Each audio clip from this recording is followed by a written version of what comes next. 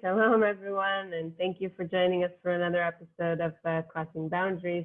Can't believe we're at 27 already. It's really exciting, and I'm super excited today to talk about a destination that I've actually never visited. So I'm excited to learn more, and we're talking about Costa Rica. We're going to have two guests right now. We have one of our wonderful coordinators here in Israel, actually. That's Kainer. Say hi. Hi, everyone. Hi. Kainer is actually from Costa Rica, and he's one of the motivators for MEJDI to open that as a destination. So we're actually going to start and discuss the history and a little bit of background about Costa Rica. Aziz, do you want to say hello before we start? Sorry, I kind of skipped on introducing you. So heartbroken. Well, no, thank you. Thank you, Kim. You'd think after 27, we're like, got it, right? We're like, became so professional at this. But I think it became more easy, more fun with the time. Exactly. It's because I wasn't here last week. I forgot. and I know if you wanna me to explain why, or you wanna explain. Yes, go ahead. Go ahead. Basically, since one of the questions last week was about like why can't people drive just from Palestine or do a tour to Palestine and to Lebanon, and I explained, well, there's no peace agreement between Lebanon and Israel. Actually, officially, the two countries are at war, and that means if for many Lebanese, if they get on a show, if they have any direct contact with Israelis, that endangers them. They could be accused of being spies to Israel, and so it's safer for them not to have direct contact with Kim. So that's the reason. Totally different topic from today, and if anyone has questions later about it, we can answer. But today we are talking about Costa Rica, which I did visit. I visited it a few years ago. It's part of Central America, a part of Central America that anywhere in Latin America I love. I always feel kind of like at home, even though my Spanish is so horrible, nobody can understand a word. I know only how to say things that can keep me alive. Basically, I'm allergic to shellfish. Please don't kill me, stuff like that. Because of the shellfish, but it's one of the regions, or the region I probably enjoy to visit the most, Latin America. And Costa Rica was one of the first I visited there. So, and I remember when I got there, the first thing that caught my attention, I mentioned last week, is this t-shirt I bought that said, Costa Rica, no army since 1948. Like, oh, nice. 1948 is a very important date for Palestinians and Israelis, because we had, for Palestinians, the worst war possible, for Israelis, a good one. But for Costa Ricans, that's when you decided this whole military thing, forget about it. So I thought maybe we can start there. And I know, Kainer, you wanted to tell us a little bit more about the history of the country. Yes, first, well, Doyle just joined us, so you can say hello. Oh. Yeah, we'll just say hello to Noylin. Thanks for joining us today. Noylin is a local entrepreneur and environment advocate. She founded some organizations that work with local communities. We'll talk about the different projects that you do, Noylin, right after we get some background about Costa Rica. So thanks again for joining. Thank you so much. Nice meeting you. Okay, so just to start, by to explain about the name Costa Rica. The name, you translate it to English, is like rich coast. And the reason was with the Spanish, they arrived, when they first arrived to Costa Rica, the indigenous people, they were wearing like gold accessories, collars. So they thinking, wow, this must be the land of the gold. This is really rich. And actually, we didn't have gold. That the gold they were wearing, that's it. That was our gold. We didn't have that much gold. We have some, but nothing compared to other countries in Latin America. So it was that, like first impression we give them, and then they name us Rich Coast. This is the coast of gold. Okay, so Costa Rica, also something really funny happens sometimes. Is people, when they say Costa Rica, they're thinking, oh, you're an island. And I always have to say, no, no, no, no. That is Puerto Rico. You know, that is not us. Sometimes they say to me, oh, you have a really good reggaeton. It's like, no, no, no, no. I'm sure like you're confusing us. So this is very important. Many people can get us to confuse to Costa Rica with Puerto Rico. And also just say we are in Central America. So when I say to people, where is Costa Rica? Central America. Oh, so you're American. It's like, well, I mean, like American from the continent, but no American from the United States of America. So it's always confusing. So apologies for everyone if I normally get confused with the Costa Rica name and location. Goes the other way around too, though, Kenar, because if I'm in Latin America and I say I'm American, people go, we're American too. Just yes. because you're from North, you're not American. Just because the discussion of we see America as one continent, you know, like some educational systems, they say North and South America. So we are normally say, and where is Costa Rica then? And they say, well, you are in South America. It's like, no, we are not South America. We are Central America. So we are floating. So in that system, we don't like it. We say like one continent from, you know, all the way from Alaska to Chile. So that is why we normally say we are so American. Okay, so this is the presentation, a quick presentation about the history of Costa Rica. So here, there were indigenous people living, well, not here, not in Jerusalem, in Costa Rica. There were indigenous people living for a few hundreds of years before the Spanish get there. Many of the indigenous people who live in Costa Rica, they were kicked out or running away from the big empires, like from Incas, Mayas, and Aztecans. Many of those run away, some other were expelled. So we have a ruins in Costa Rica, a place where they used to make trials. So they make, normally Mayans used to take indigenous people there and make trials and live them there. So indigenous people in Costa Rica were living there and mostly like a rebellions of the big empires. In 1502, Christopher Columbus arrived to Costa Rica. As I say, when they got there, they found some indigenous people, and then the name of Rich Coast.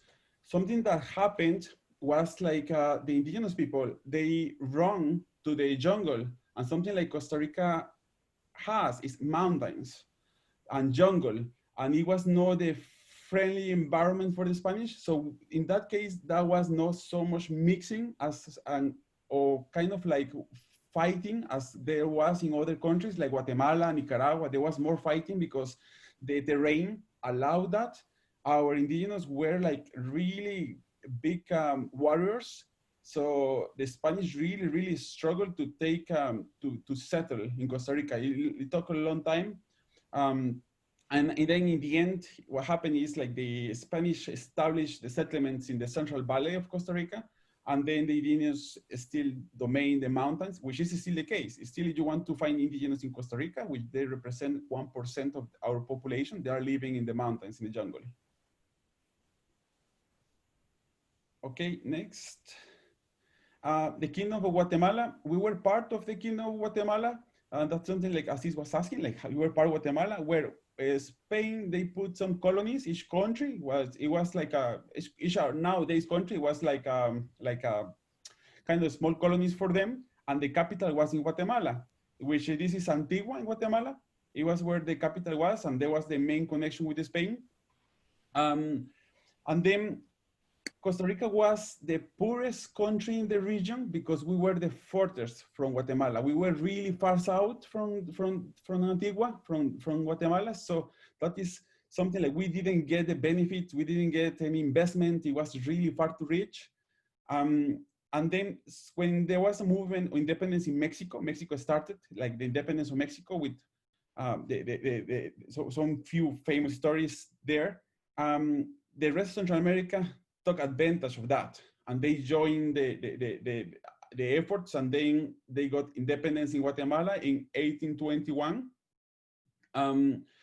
something funny is like we didn't realize we were independent until 1 month and a half later, because Guatemala, they sent a man in a horse to tell all the colonies, hey, you're independent, you're independent. And then like 1 month and a half later, they told us in Costa Rica, guys, you're independent. And we were like, what?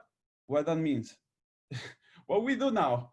And they were like this big argument. We have like a little fighting because we didn't know in Costa Rica if we should just form one big Central American country, or we should join Mexico, because Mexico was kind of like a strong country by the moment, or if we should be independent by ourselves. So we were like in that kind of confusing, and then in the end we decided to be independent. But yes, for a few weeks we were part of like a Central American nation. But everything started in Guatemala. We didn't really fight for independence, like not like the other Central American countries.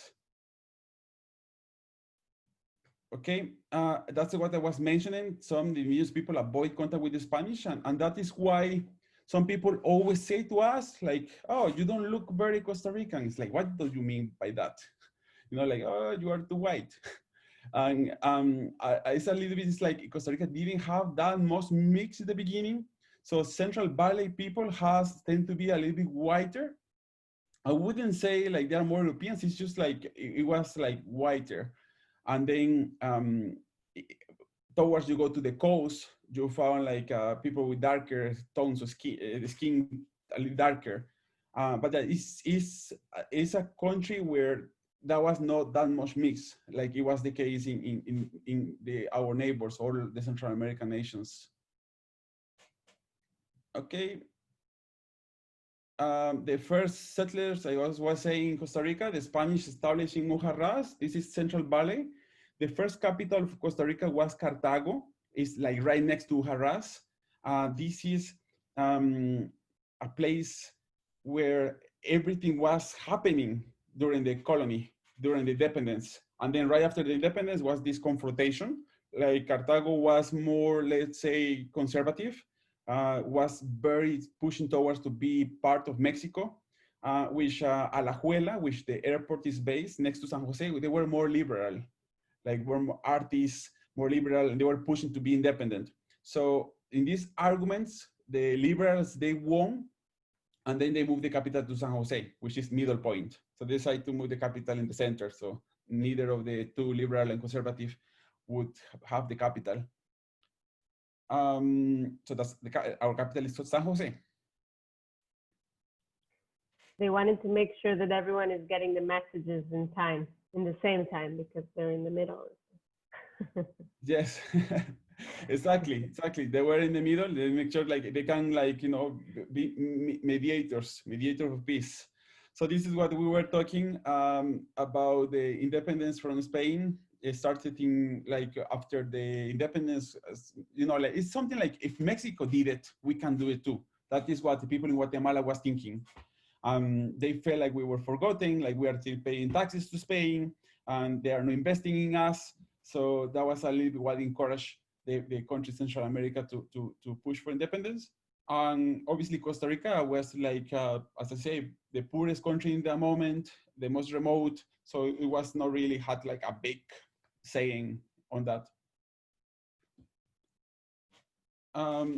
In the right after the independence, Costa Rica started to make connections with the British, and they introduced coffee. So now Costa Rica is like a big producer of coffee. We always have arguments with Colombia about which one has the best coffee.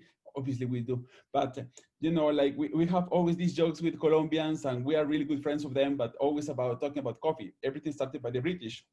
And something interesting. Which coffee do you do mostly? Arabica? Arabica, yeah. Yeah, Arabica, yeah. We started producing coffee because the British was really interested in that area, and then something interesting happened later. After this slide, we have William Walker. He was like a part of like kind of like informal army. He was coming from the US. The reason is like there was always interest to be like a channel which connect Caribbean with Pacific.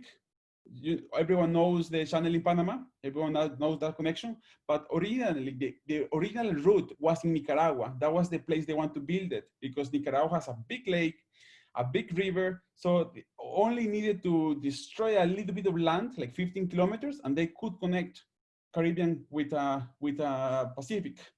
So that is why this like army came to conquer United States, to conquer Central America. They did get Nicaragua, and then they tried to to get expanded, and that was Central America fight back. And something interesting is like United States never recognized this army. They say like, we don't know them. They are no part of us.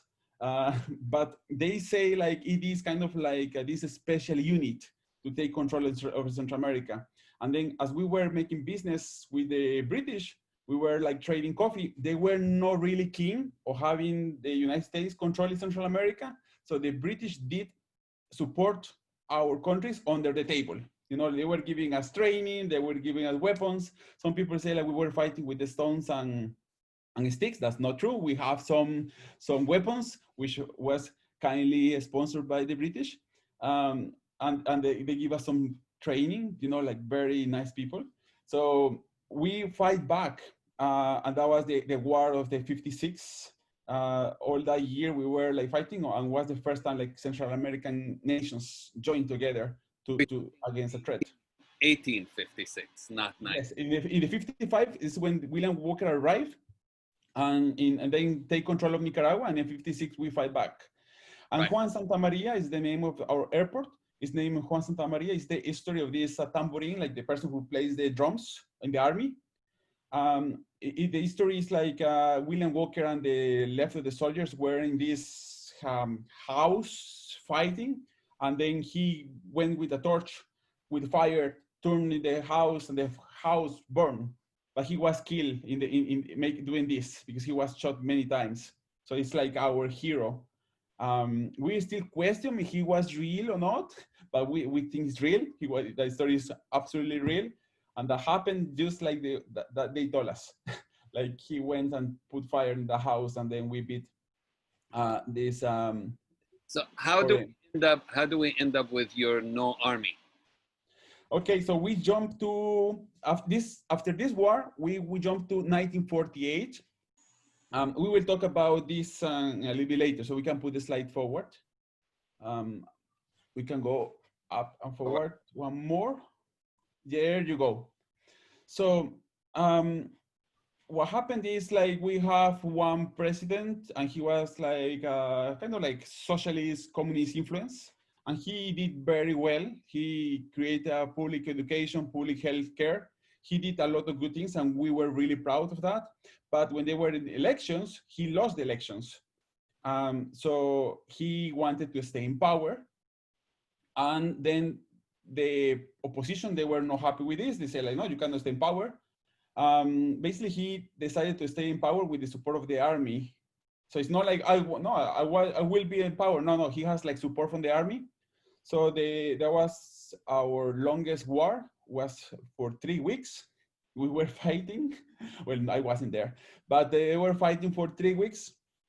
Then Liberación Nacional, like national liberation, they won the war, and they put the person who won the elections, they put it in power, and then they decided, this guy in the photo, Don Jose Maria Figueres, also known as Don Pepe Figueres, he decided to abolish the army. And then he said, like, we want to abolish the army and dedicate the money to education. So it was a strategic move, because basically what they wanted is to avoid any kind of army supporting someone to stay in power.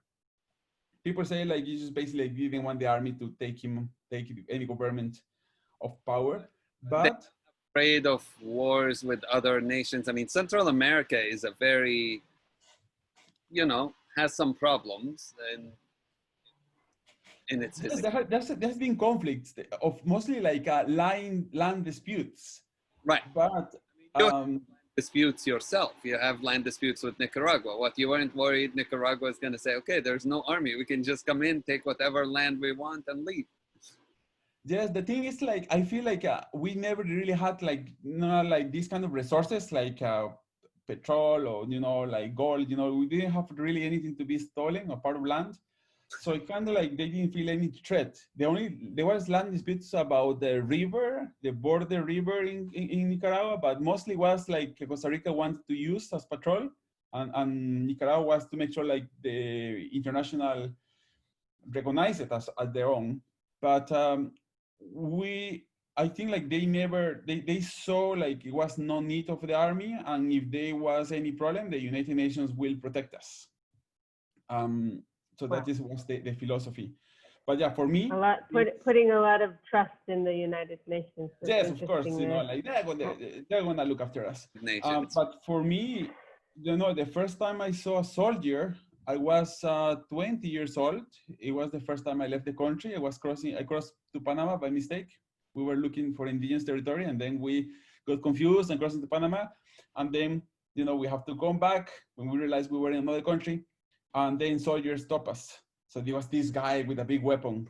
And don't take me wrong, you know, it's like, you know, there is a security guards in Costa Rica, or like banks, like they have big weapons, but it's not the same to see someone like that kind of uniform, that kind of presence, like is this different?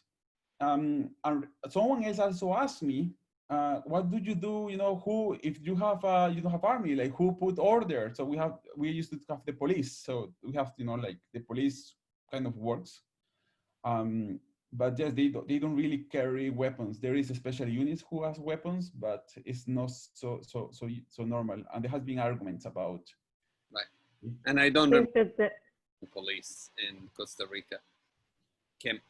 For me and Aziz, this is probably the strangest. I mean, living in the Middle East, I can't imagine how much money can go to our education system if things change in the region. And I wonder for you, you're now living in Israel. What does it feel like? You know, you live in Jerusalem, you're walking around, you probably see quite a lot of soldiers. How does that feel to you? Yes, it was very strange at the beginning, like getting into the tram and see, you know, like a lot of soldiers. It was like, it's like, I almost do this, like, don't kill me. You know, like it's frightening. For me, it's really, really frightening. But then you get used to, you know, and they explain to you how the army works, how the military service, you know, I need a whole lesson about the soldiers and the training and everything, because it is strange to us, and I think Noelin can agree. Like for us, Yes. Costa Ricans, we are really proud to say like we will never be soldiers. Like there's a phrase like very lucky the mother of Costa Rica who knows his son will be never a soldier. You know, like, so to find in Israel, people is really proud of soldiers. Because all this about protecting the country, and it's like honor. And for me, it's the kind of the opposite. It's so proud to be. It's so great. Like you don't need to have soldiers. Ideally, the war. You know, I know it's utopia, but it's true. I mean, I think we're proud of the army because of the protection. But if you ask any Israeli mother, one of the well-known sentences they say if you give birth to a son is, you know, by the time you reach 18, there will be no more army service in Israel. I mean, it's scary. It's not something that we want to live through necessarily. So I think I just want to touch on one thing, and Noelin, maybe you can also discuss, but you've talked a bit about the diversity, Kainer, and I know that there were more communities coming in. We jumped through one of those slides. So I'm interested to hear about the different communities that are living today in Costa Rica, and how are they coming together? Yeah, well, I just want to say, like, what Kenya was mentioning is like completely true. You know, when we go to countries that they have army, it's kind of a shock sometimes for us. And what's really interesting, when I was in Argentina and I saw like big tanks and stuff like that, and I was asking people like, why are they doing there? And one guy told me just the same thing that they do in your country. And I was like, okay, but we don't have that in our country. So they were in shock too. So that's really interesting when you're there and you can see like, okay, this is normal here, right? And this is our normal situation there. Different realities. That's super amazing. I think also when we can see the positive sides of both sides, you know, the both things and perspectives. What Kenya was mentioning about the United Nations, I think, yeah, we trust as a country a lot for the United Nations, but I think also our country always is thinking about communication, you know, like giving that vote to communication, like we can negotiate, you know, talking and having good communication with the neighbors' governments. That's not usually, or sometimes it's not what happens, right? But I think that's also one of the points that Costa Rica has trying to include in this process of not having an army, because of course it's something not normal, let's say, you know, compared with other countries. I think Kim wanted to hear a little bit about the different groups, as in indigenous groups and those, because you have a history also with this. And even though you didn't have an army for such a time, things didn't go well for everybody in the country right away. Correct. I think like this is important to mention, you know, because sometimes like we are really proud, as I say, of being Costa Rican, of we're proud of Costa Rica, but I like to talk to everyone about the good and the bad, or like the good and what can be improved. And we have like our history of discrimination, segregation, you know, we have like, it's like this multi-narrative. We have always multi-narrative everywhere. It's something like I really like of MEJDI. So that is the case also for Costa Rica. We discriminate and segregate two big groups. Indigenous people, as we say, we send them to live in the jungle, in the mountains. Very recently, in '94, they were recognized as Costa Rica citizens. So it's crazy so long to say, oh, okay, these people is also Costa Rica citizens. Let's give them an ID so they can vote. You know, that was the intention behind. But still, like, it's important to be recognized as Costa Ricans. They were living here even before the Spanish came. And then with the Afro-descendant people, when we were building the railway, they brought a slave from Jamaica who built the railway, and then they stayed. And for a long time, even until the 70s, I'm talking like less than 50 years ago, they were not allowed to go to the Central Valley. They were only permitted to live in the Caribbean of Costa Rica. So if you go to the Costa Rica, you will notice this kind of like life, like a Caribbean life, but also like the food, the music, everything is, you know, like kind of African Caribbean influence. And it's part because we segregated. It was very bad to mix, you know, like mixed couples of the people from Limon, from the Caribbean, with people from Central Valley. That was no kind of like, it could be the worst thing that could happen to you. So we suffer of racist behaviors against the Afro-descent people in Costa Rica, indigenous people. And then also we have a big waves of migration from Asia, mostly Chinese. So there is a big population of Asians in Costa Rica, which also got discriminated for being different.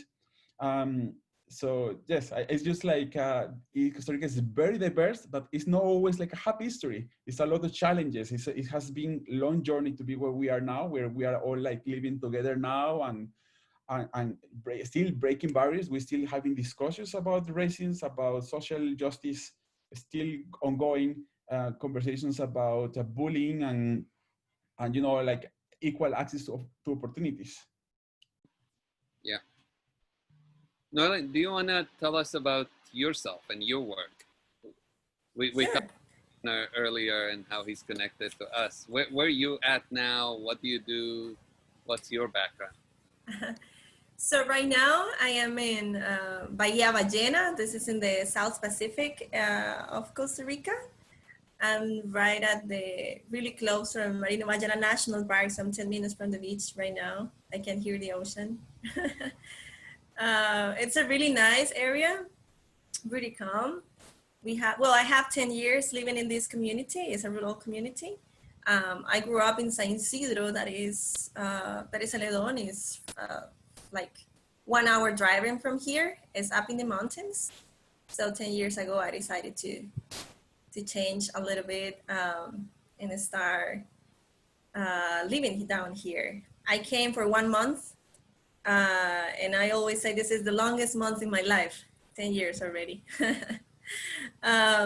So I have, I'm, as Kim said at the beginning, I'm a local entrepreneur and also a volunteer. I have 21 years working as a volunteer in local communities and different organizations around the country. And I work right now as a rural and cultural tourism developer. So that's my work right now. I have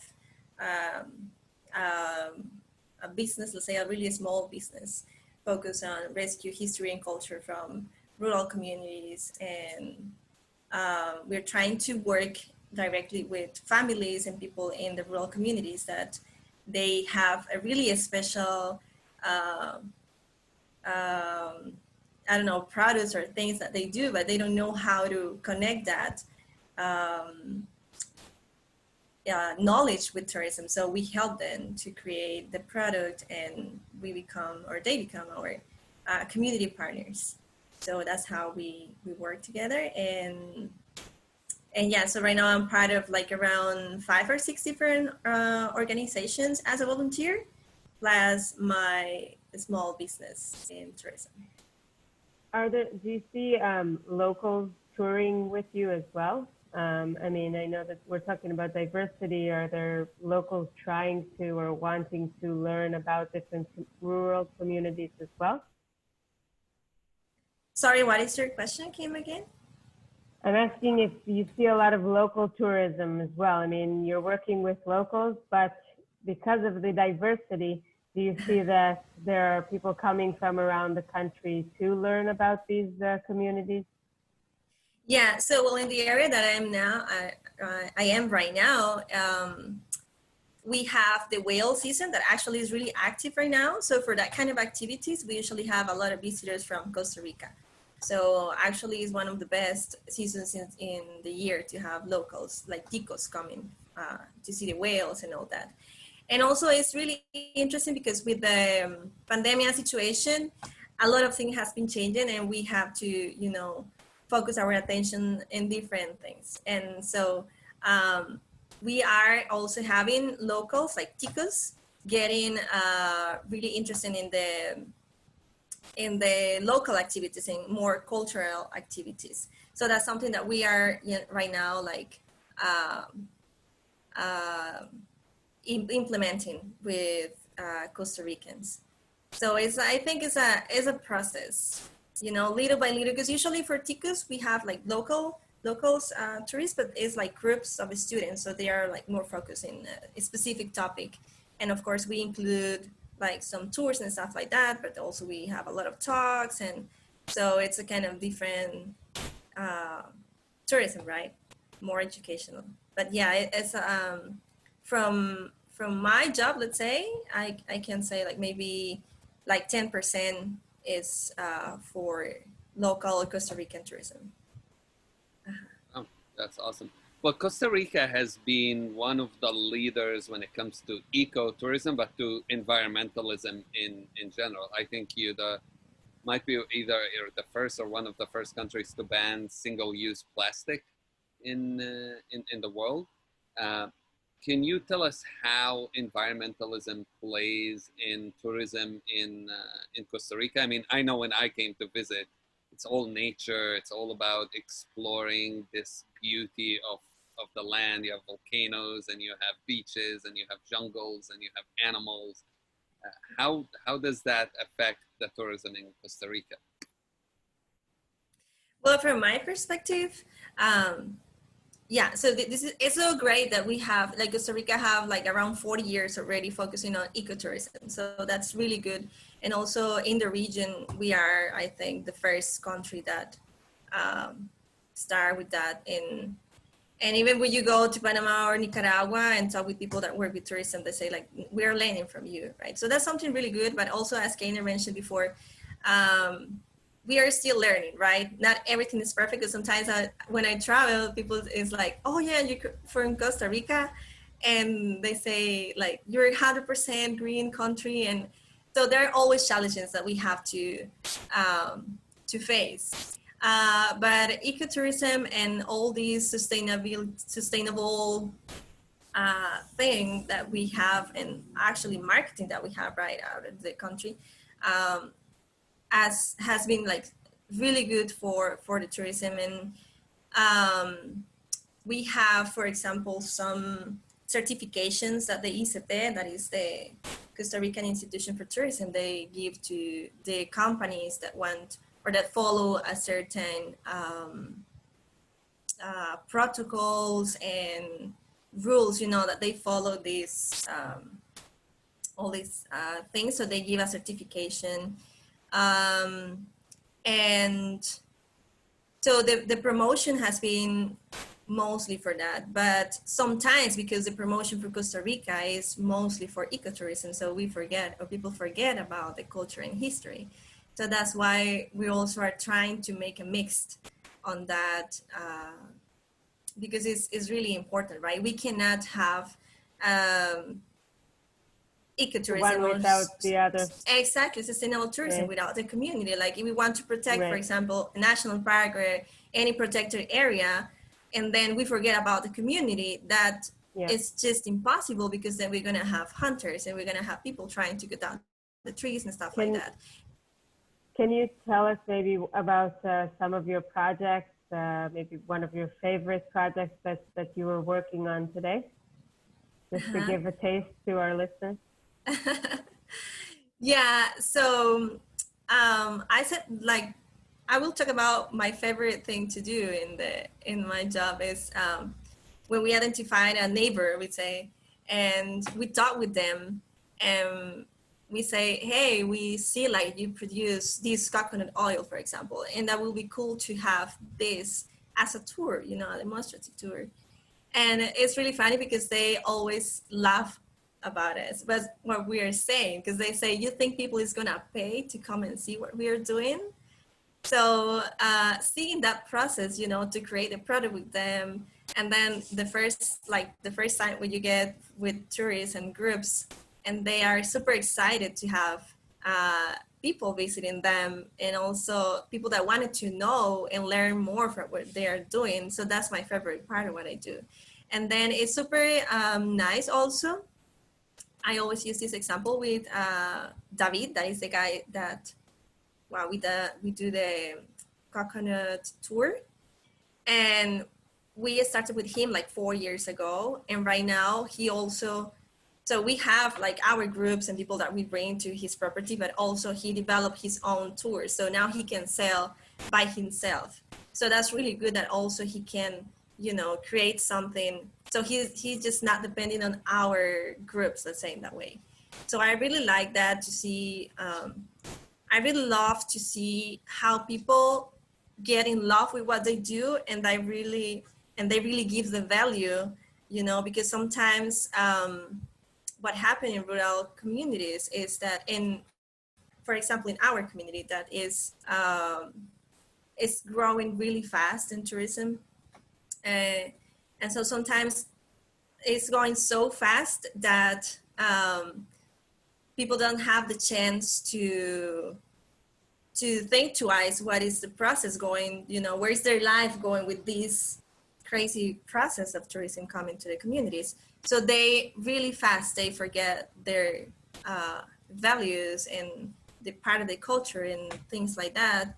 So with this, it's like giving an extra value to the regular things that people do and are really important to keep it, and are really important for the community. And so I think that's one of the things that I really, or that I most like from my job, and yeah, what I love to do.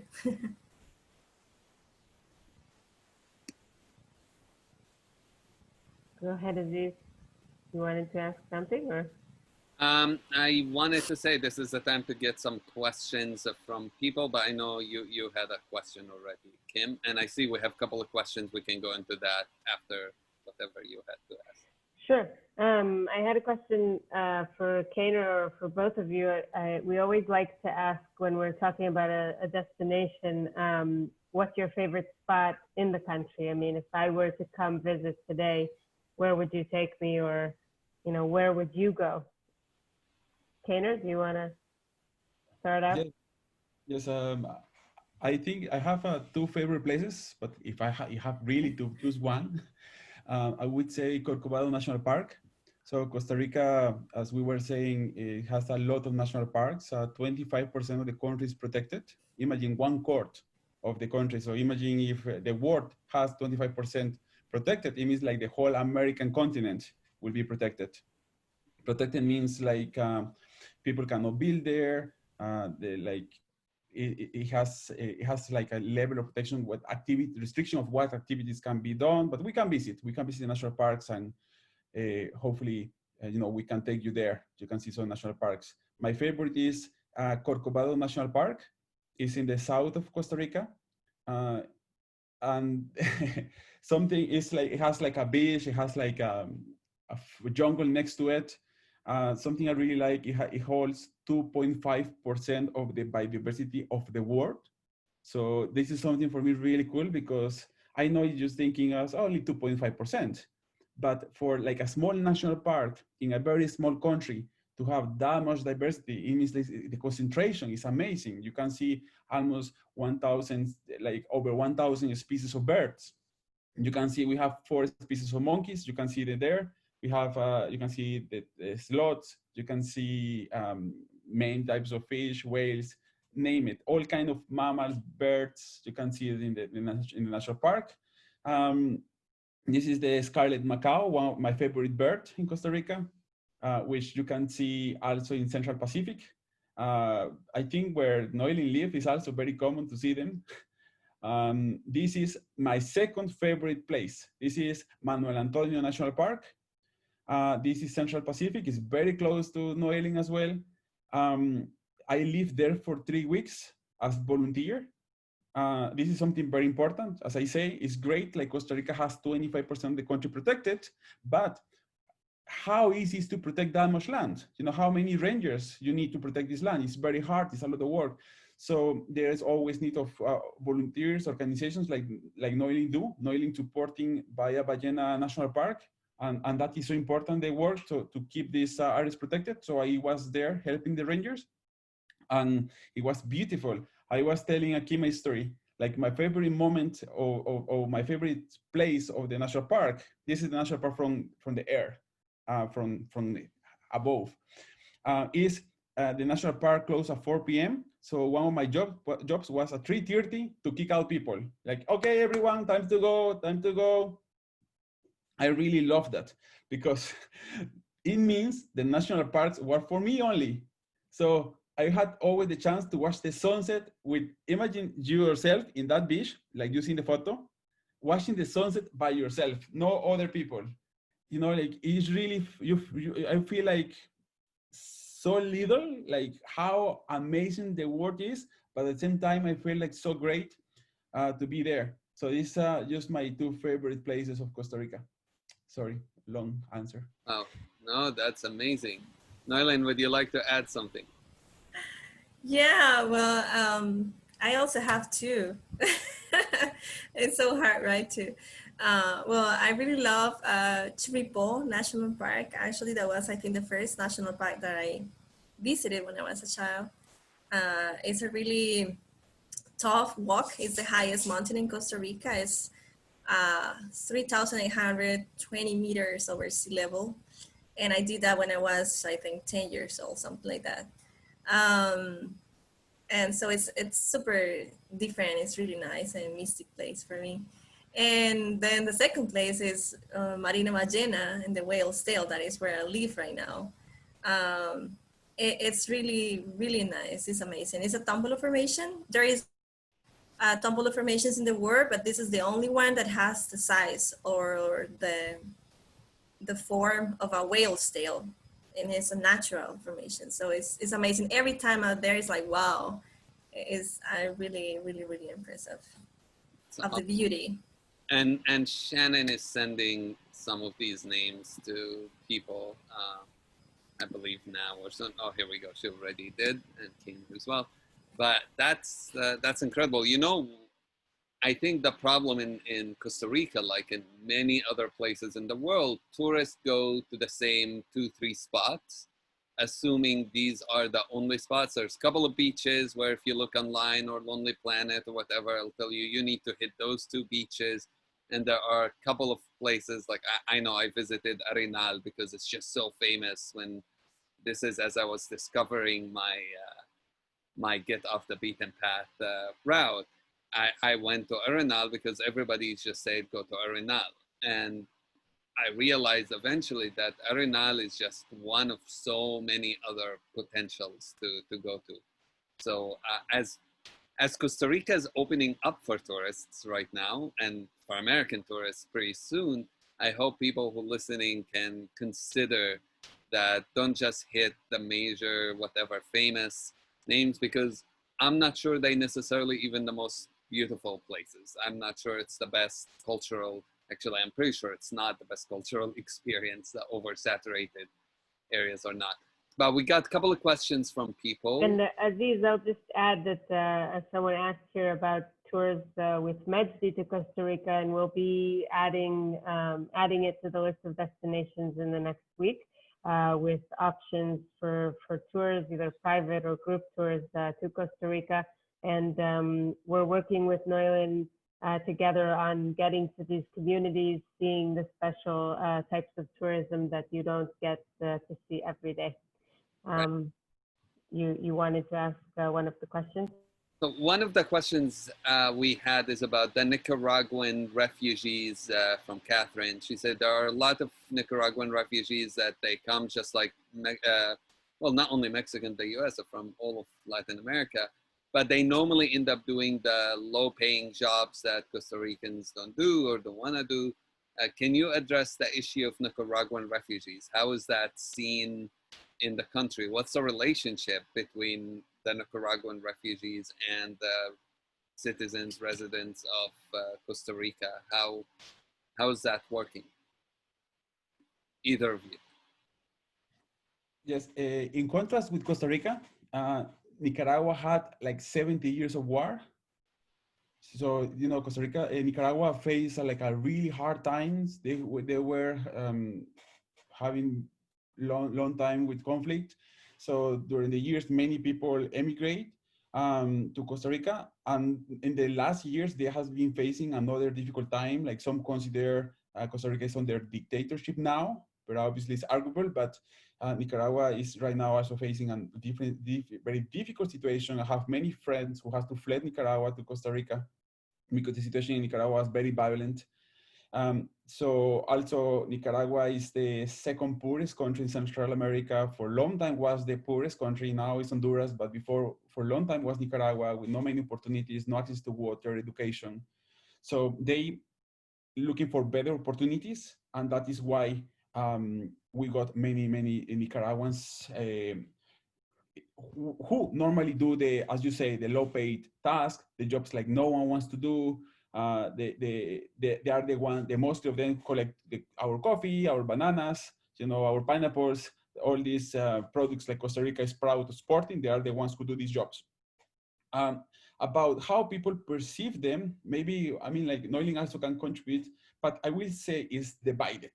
It's like, there is at least, you know, like in my circle, my friends, young people, there is a group of people who thinks like it's a really good thing, like we can be a refuge for them, like we can open our doors to have them and to work with them, you know, and we're looking for, they should have better opportunities. But there is also a population in Costa Rica who don't think like that. Like they see, oh, they're coming to steal our jobs. You know, like there is a lot of like, you know, like this kind of press, like sensationalist press. We call it like prensa amarillista. Like they are the ones who make this news. So there is, let's say, like 10 fights and then the news front page, they put this Nicaraguan kill women in la la la. So it has created the idea amongst Costa Ricans, like Nicaraguans are like less educated, more violent, and that is why it creates this kind of xenophobic reaction. It's kind of like they are scared of them, and they see them as people. So it's a big problem we're facing, especially in these times where they were immigrating to Costa Rica. Like we have to counterbalance, like we were trying to talk about the importance to offer them a home, but there were also people who were not agreed, and it's always a big argument in Costa Rica. Yeah, I think what Akainer mentioned is completely true. Like, I think most of the time is, the perception is based on the stereotypes, and that's not good, right? So, but from the government, like they have access to the public health. They can visit our hospitals and if they have any issues. And they also can, they have access to jobs. Sometimes there are really good jobs, sometimes not good paid, But I think there are, like Kainer said, there is some people like us, like we're okay thinking we can work, we can live together, right? But of course there is always this other part of the population in Costa Rica that they don't want to have people from Nicaragua, and sometimes even from Panama. That's also another situation in the same way. Yeah. It sounds, it sounds like it's something that's happening in various places around the world, and quite familiar situations. Another question from the listeners, someone is asking about how easy it is to travel in Costa Rica and get to these various national parks that we were talking about before.